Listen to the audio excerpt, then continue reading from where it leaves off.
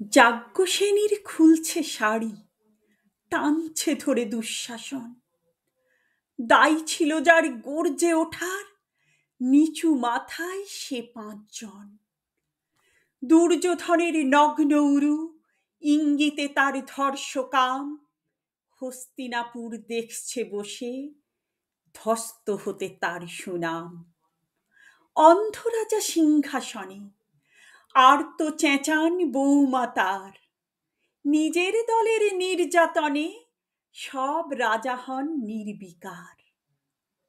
কর্ণ বসে হাসছে হাহা, রাজার দলের লোক তো সে। শর্তবিহীন সমর্থনেই তাবৎ আরাম সুখ বসে। ভীষ্ম দ্রোণ কৃপ নীরব, সরকারি লোক হাজার হোক।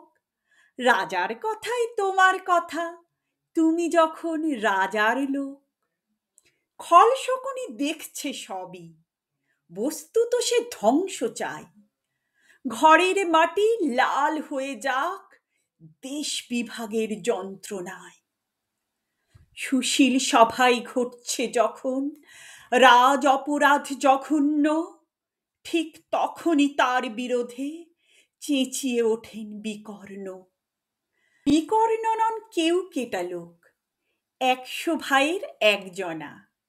তেমন করে এর আগে কেউ তার কথাটাই জানত না। যতুগৃহে কাড়েন নীরা, অন্তত তা নেই লেখা। ভীমকে যখন বিষ খাওয়ালো, তখনও তার নেই দেখা।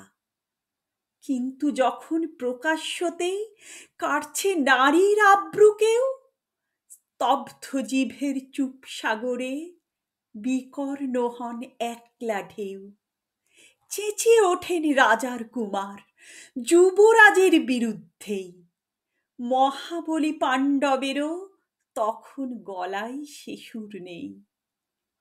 রাজাও যখন নীরব থেকে সাই দিয়ে যায় ধর্ষণে, ঠিক তখনই সমস্ত যুগ বিকর্ণদের স্বর শোনে।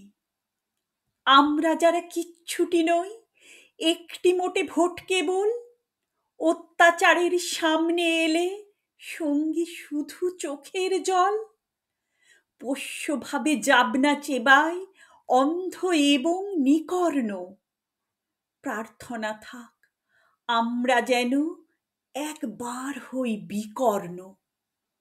মরার আগে হতেই হবে রাজার সভায় বিকর্ণ।